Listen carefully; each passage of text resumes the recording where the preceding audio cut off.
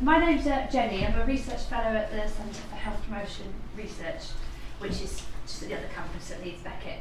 I won't spend ages talking about the work we do, but in relation to today, a lot of the work we do is with very disadvantaged groups. So I was just trying to think of a few examples. We tend to, at the moment, for example, doing a project with Leeds West CCG, looking at gypsy traveller health, how we can help them access primary care more closely. I've worked with a lot of charities, recently just done a project for Hyde, in particularly sort of arts projects for people with mental health problems. But also bigger projects like for the RNIB, looking at prevention of sight loss associated with diabetes, for example. So that's the sort of work we do. I'm also part-time studying for a PhD, looking at the role of community groups in maintaining and improving urban green spaces. And then Anna's here with me today. Hiya. I'm Annie Berrington from Get Out More, a social enterprise based in Keighley but working across West Yorkshire and a bit from North Yorkshire. And we run programmes to help people engage with nature to feel better in mind. And actually, Annie and I worked I'm on Annie's board as a volunteer as well, so that's how we know each other. Just any conflict of interest up front.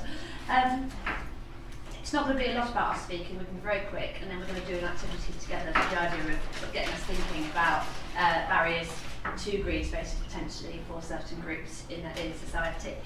I will just, probably all of you, are you all sort of chapter and verse on health inequalities in terms of understanding I'll be very, very quick. I recently read The Health Gap by Michael Marmot. Has anyone else read that?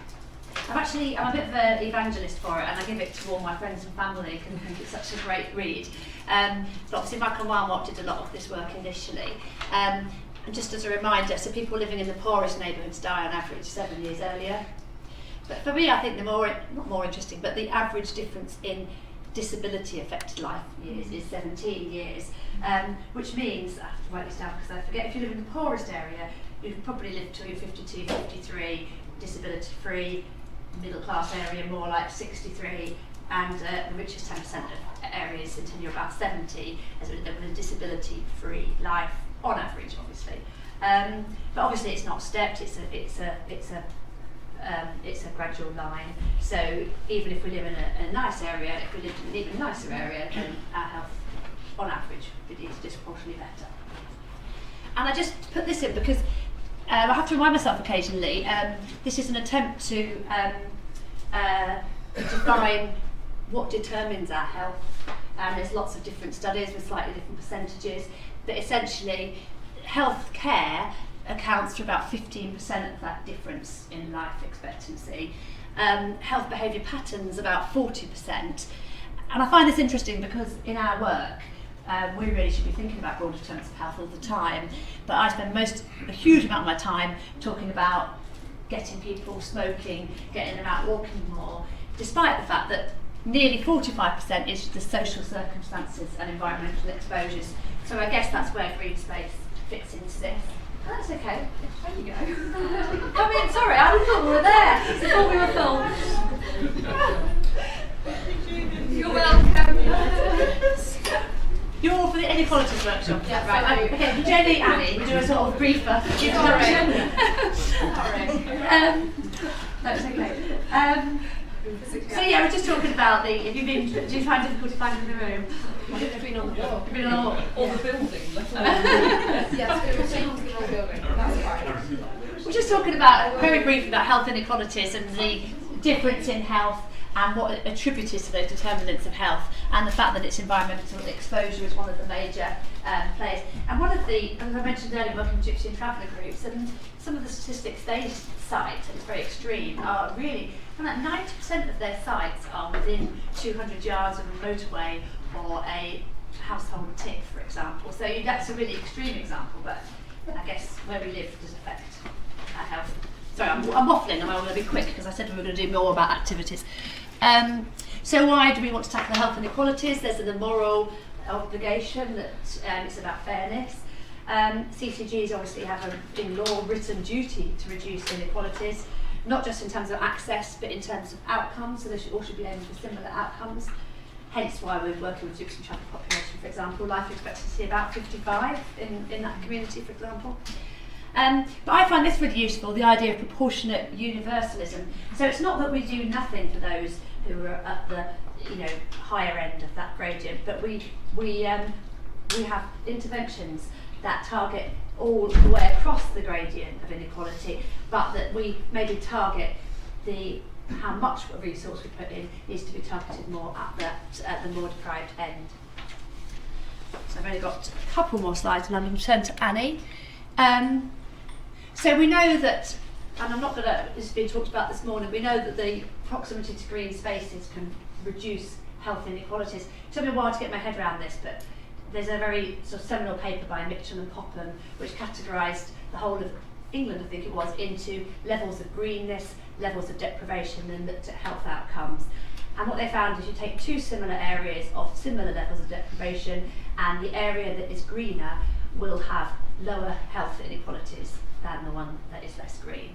And it also obviously found that richer areas tend to have are more likely to be green. So the UCL report that I found really useful, that's referenced at the bottom, talks about there's 4 national priority health issues. All 4 of these are all unequally distributed. So you're more likely to be obese if you're a child living in a deprived area. You're more likely to have poorer quality of life if you have long-term conditions. Poorer mental health, all are associated with deprivation. And all of these are positively affected by access to green space. So that's really why we're here today.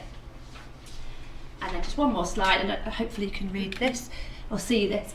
This is about the quantity and type of green space and matches it to levels of deprivation.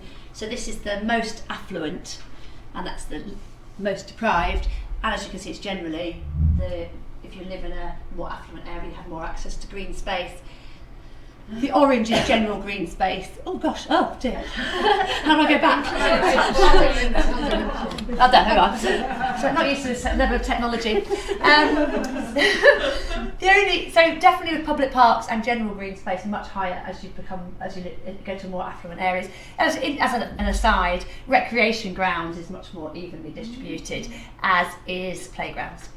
That's in the CABE report from 2010, so there's lots of and my last comment is, I'm talking all about deprivation here, but ethnicity plays a major role as well, and there's lots of similar data about ethnicity. But now I'm going to hand over to Annie. Okay. So, if you missed it at the beginning, I'm Annie Berrington. I run a social enterprise called Get Out More, which helps people engage with nature to feel better in mind and body. So, I'm going to talk to you about a project that we have been running and are continuing to run in Keighley, which I'm sure lots of you know Keighley. It's a town in the Bradford district. It once a textile manufacturing town, and it still does actually manufacture quite a lot through engineering companies. It's a diverse population. 22% of our population are Asian, mainly of Pakistani origin. If you can sort of see from this photograph, it sits in a valley between the folds of the Airedale and the Keighley moors, that sort of Worth Valley, Haworth and those moors.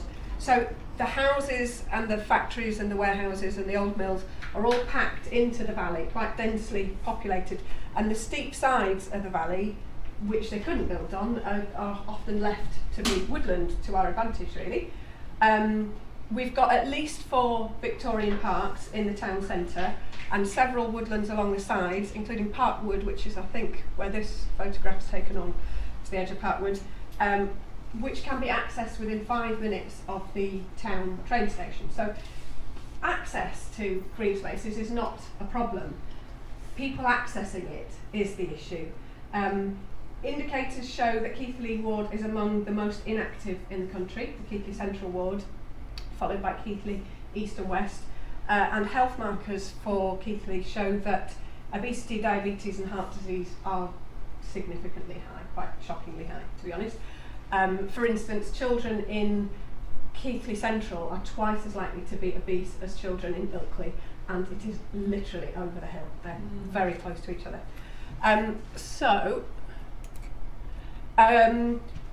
We run forest school programmes across the region. We run other community engagement programmes for all ages, but we're based in Keighley and it's also where I live, so it's an area we know very well. And we felt very strongly that these parks and woodlands being underused could be something that we could address as part of our programmes. And there has been quite a lot of work in Keighley around improving these woodlands. So there's lots of friends of groups in the parks, there's friends of groups and local landlords who are putting the improvements into the woodlands, but it's still not bringing people out. So we wanted to address that and applied for lottery funding through Awards for All to run the Outdoor Adventure Club, which would be a year-long programme of outdoor activities in parks and woodlands. So we've got a lot of experience of working in the woodlands. We've run very popular holiday forest schools. This is one in Ilkley. Children absolutely love it. They love the freedom. They love the adventurous play that we do. But they are only accessed by people children whose parents can afford the fees that we charge, that we need to charge to cover them. We to be your cricket, Ali? It's all right because I Okay. know when they are. Yeah. And the children who do come, generally, not exclusively, but generally are from white middle-class families where parents already see the value of outdoor activities. Typically, these children like to go camping, they might go walking or fishing, or would spend weekends doing outdoor activities. And as a result, they have the right clothes, they have the appropriate footwear to wear when they're outside, and they have a very hands-on attitude to being outside. They're very happy to take risks, to get dirty, to dig in the soil and find worms and things like that. So our challenge for the Outdoor Adventure Club was to encourage participation in a very different demographic where children are coming from families which do not necessarily have a culture of enjoying the outdoors, and have possibly different attitudes to nature. So we had interesting discussions about what things you could burn, what's suitable to burn in a woodland, not living trees, and whether you could go out when it was raining and not get so ill that you may die. It's a popular attitude. We found a lot of people just said you can't go out in winter, it's too wet, it's too cold. So we had a challenge to engage people and to encourage them to come into these fantastic woodlands. But before we could go to the woodlands, we had to start with where people are at. So we ran a lot of sessions in what I call kind of pocket parks, very small green spaces. Although this looks lovely, it's right in the middle of two main roads in the middle of Keighley. And we were doing activities there and then with children sort of as they found us. And this again, nice bit of woodland, but what you can't see is the very densely packed housing estate around it.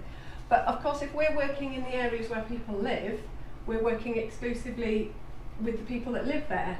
And Keighley, like many places, white people live in one area and the different ethnic communities live in different areas. And one of our aims was to bring those together. Parents were very happy for us to take their children in the holidays, after school, at weekends, and do things with them, and they were happy that we were doing that in the parks. But some of the parents were very wary about letting us take their children to the woods, and that we found was because of a negative attitude to woodlands. All of the woodlands, to be honest, some of the parks had a reputation for drug taking and drinking, and there was some truth in that, because if no one's using the woods, that's what happens. And we also came across some strange preconceptions about what wild animals we might encounter, lions, and repeatedly a story about Lithuanians that might be hiding in the bushes, which who knows where that had come from. So the middle ground, really, to try and get our forest schools off the ground, was to talk to one of the local primary schools and ask if we could use their school grounds. And obviously, children who go to that school knew the site. Parents were very comfortable with letting us do that. So we ran our first forest schools in the school grounds, and luckily this school has very good school grounds. It's full of nettles, as you can see, but there are some great trees for climbing, and we could do our usual woodland activities. And it being neutral ground, it was far more likely that children would mix with other children from different communities. However, it tended to be that the children who came were the children that went to that school, and we didn't want that either. We were trying to bring people out into new spaces. So our next step was to try and get into these beautiful woodlands like Parkwood and Hayworth Wood. And as I said, a lot of the friends of groups were doing good work, cleaning them up, making them more accessible, taking all the things that had been dumped there, but just kind of casual litter was a bit of an issue, a recurring issue. And we started trying to make it as a community activity to clean it up. And despite this photo, it wasn't a popular idea. And shortly after that photograph was taken, they all disappeared, I think. So it wasn't something that we've cracked yet. But our long-term plan is that by using the woodlands more and by engaging children in, keeping our woods beautiful, they're less likely to damage them, and hopefully that message will filter on, and there is some evidence that is happening. So in February this year we ran our first forest school in what I call the proper woods. This is in Parkwood, and it meant that we now had a real woodland, and we had that real space to engage with, just as our children on our paying forest schools have, and you can explore and you can be adventurous, and you can, the challenge is greater, which is what forest schools is all about. And it was the activities that brought the children together. So obviously if you're den building, if you're maintaining a fire, it's a group activity, and it was through those group activities that we could break down some of the barriers about engaging with children from different backgrounds and different cultures. We have found that there are more boys than girls that come, but that trend is slightly changing as we've done our third holiday programme now in Parkwood, and we're getting more girls to come along. So just to kind of round off really, the aim of the club was to bring people from different communities together and break down the barriers to playing outdoors.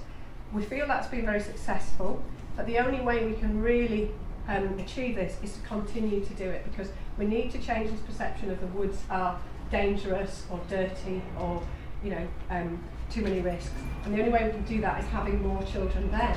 And the response we're getting from local people who do use the woods, some dog walkers and some of the friends group, is fantastic. They love seeing the woods used by children. It seems to be warming the cockles of people's hearts to see children doing what they think children should be doing anyway. So fortunately now we've now got some funding from a local trust. They commissioned us to do a year's worth of activity and extend it outwards. So we're now on year 2, and there is the potential to extend it to 5 or even more years. So it's a fantastic work in progress.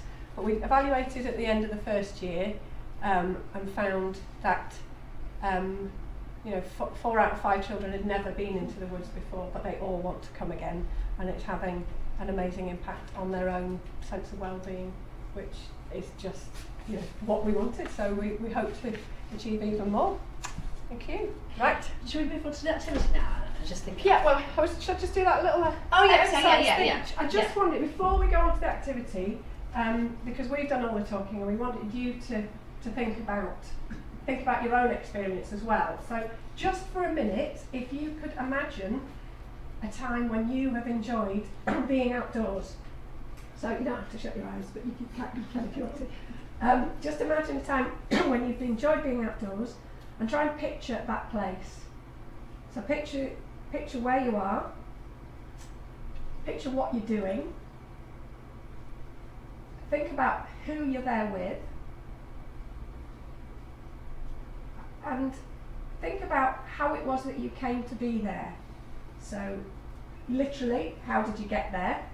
But what was the decision-making process that led you to being in that green space on that day? And if we just have a little, just another few seconds just to think about that whole circumstance and that environment that you were in. Has everyone got somewhere? Is everyone thinking of somewhere? I'm just going to do a quick straw poll, but where are we? What kind of places are we in our imaginations at the minute? Ilkley Moor, fantastic. And what are you doing on Ilkley Moor? Walking. Lovely. With my partner. Good. Anywhere else? Where else are we? Lake District. Lake District, yeah. What do you enjoy doing up there? That was just a couple of weeks ago. We had we had a bank holiday weekend. Friday was beautiful. Yeah. And we just didn't want to stay in the car for 6 hours driving to Scotland. So instead we went climbing on the crate. Great. So was that a spur of the moment thing? Or you had planned to Scotland we were on and the you way went? to Scotland. Yeah. We stopped and went climbing instead. Great. And then drove in the rain on Saturday. So that was Oh, perfect. Where else are we? Yeah. In the woods where I'm from in North Nottinghamshire. Yeah. Right back to like 30 years ago as a kid. Okay. Years Yeah. ago as a kid. Were those woods near to your house then? Were they somewhere that you could we access? lived in a fairly kind of agricultural, rural area, and it was at the top of a big hill, massive hill. Yeah. We used to go and have camps there. We used to go and take a tarpaulin and just stand up with you. It was like a group of 5 of us used to go up. We stay overnight. So how you got there is very different from how you got to the lakes. Just something to bear in mind. Let's have one more. I was flat on my back in my garden when I was about 6 when I was little, and it was when I realised that stars existed, because I grew up in London, and it wasn't until London had massive power cuts and had no power that I realised that stars existed, because you couldn't see them normally. Well, you could see one. Yeah. And I can just remember lying on my back in the garden just going, That's interesting, isn't it? So urban to rural environment. very urban. Fantastic. Right, well I just wanted to do that to hold that in your head as we move over to James. Yeah, I wanted to have a little think about what might stop people going into green spaces, and like what we as we're all professionals really working in this area might be able to do to encourage them. So what I've done, I apologise for the slightly cliched nature of some of these, but they are based on people that I have interviewed over the years. So I've got a little a person for everybody, not everybody, for in groups, and I want you to sort of be that person, and then to think about, go around the room, look at different types of green spaces, and think about what might help you, what might stop you, what might worry you about going into that space, and write that on a yellow post-it.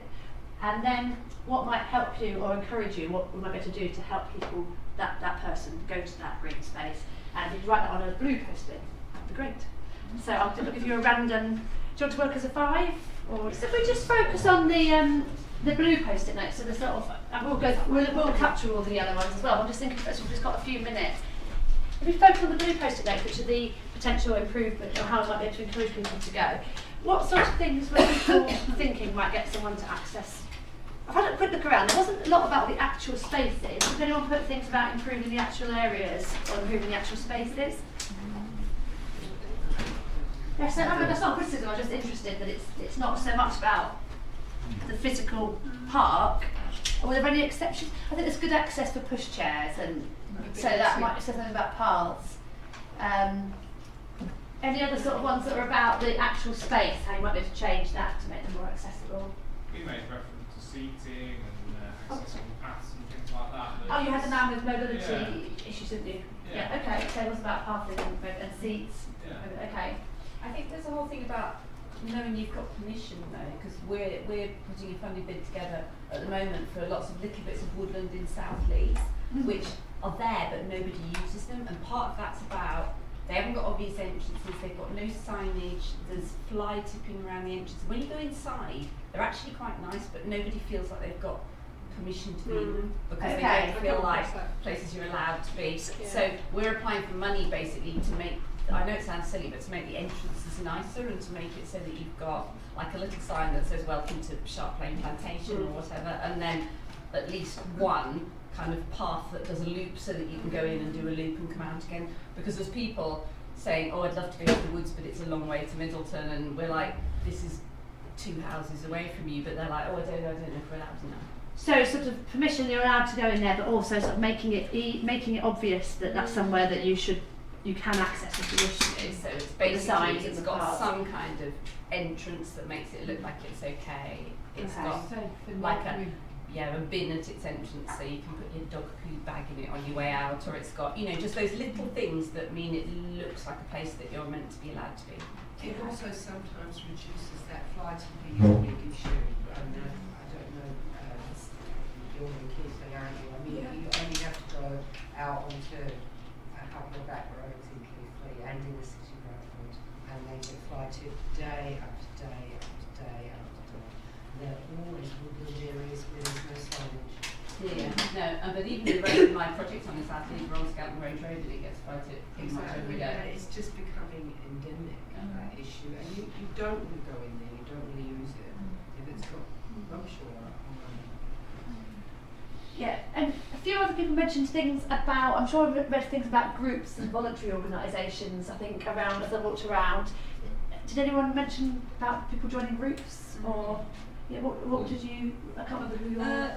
We was had the older man? we had the idea of him joining a walking group because the social thing for him, and also about he being a plumber. So he had like skills. So doing that work with him to kind of engage him in something that he felt that it was hands-on, like volunteering. So with the canal, we were thinking he could be involved in a volunteering to give back and just kind of help helping building dry stone walls or things that he might that's might be too heavy for him actually, but you know what I mean, just so that it's a hands-on thing, because that's a skill that he would have had. And the point of the skill being, well, the idea of him feeling that he's got worth and value, and that because I mean, some of the walking groups in some of the ex-mining towns have been really struggled, because actually that working class community who have manual jobs really cannot see the point of walking for no reason, but actually, and there's genuinely been a barrier. They view that's quite a middle class idea that you go and walk for, so actually doing something which is just like properly as a purpose would maybe help that. And I'm not saying I don't want to make this male versus male female thing. Do you think that's more the case for men, or do you think it's more the case for both genders? No, I don't think there's a culture of walking for health in lots of communities. That's really just kind of a new concept. And certainly this was men that groups that I know the evidence that the work that I was referring to was definitely just men. Okay. And there's quite a lot about people having fear of not feeling like they belonged in these spaces. Is there anything, what sort of things could help override? Because obviously we can't offer one-to-one, groups. We can't have rally to everybody in the whole of Yorkshire. It was talking to people for the South Leeds thing that we're doing. Yeah. We were talking to people. They were saying just little signs that said "Welcome to whoever." That means this is okay. We want you to come here. Not even just saying Sharp Lane Plantation, but say "Welcome to," because that has a whole load of stuff built into it, just in that tiny little thing. So thank you very much. I think we've come to the end of time. Is there anything anyone else would like to add? Or okay. Thank you very much for participating. I'm sorry we did speak quite a bit. And part. They obviously wouldn't think on this, do you? There's a reason to go and watch your practice and then I mean, it's funny saying that. Everyone does seem to be would you feel like a bit exposed on? Yeah, and if he's lonely, especially if it's nice, but I think that's probably an easier place to start than somewhere like that. Yes. Which is more enclosed now. It's very open. Okay, so we have a sort of just bring together last minute or two, and then we can head